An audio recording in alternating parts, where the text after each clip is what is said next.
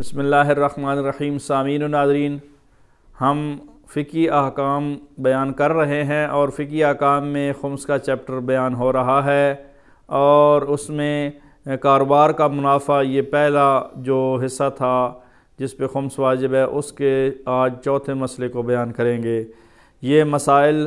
آیت اللہ سید علی حسین سیستانی دامت اللہ العالی سے پیش کیے جا رہے ہیں، اور چوتھا مسئلہ یوں ہے: اگر کسی شخص کو کوئی میراث ملے اور اسے معلوم ہو کہ جس شخص سے اسے یہ میراث ملی ہے اس نے اس کا خمس ادا نہیں کیا،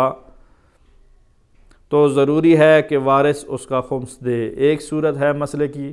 دوسری صورت، وارث اس کا خمس ادا کرے۔ اسی طرح اگر خود اس مال پر خمس واجب نہ ہو اور وارث کو علم ہو کہ جس شخص سے اسے وہ مال ورثے میں ملا ہے اس شخص کے ذمے خمس واجب الادا تھا، تو ضروری ہے کہ اس کے مال سے خمس ادا کرے۔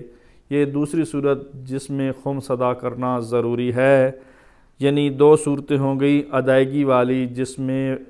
اس کو وراثت میں خمس ادا کرنا ضروری ہے، لیکن دونوں صورتوں میں جس شخص سے مال ورثے میں ملا ہو اگر وہ خمس دینے کا معتقد ہی نہ ہو یا وہ خمس دیتا ہی نہ ہو اور وصیت بھی نہ کی ہو کہ اس کا خمس چھوڑے ہوئے مال سے دیں، تو لازم نہیں ہے کہ وارث وہ خمس ادا کرے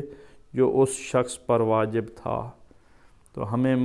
موقع غنیمت جان کر مال خمس نکال لینا چاہیے اپنی زندگی میں ہی، ورنہ وارثوں کے اوپر تو واجب ہی نہیں ہے خمس نکالنا۔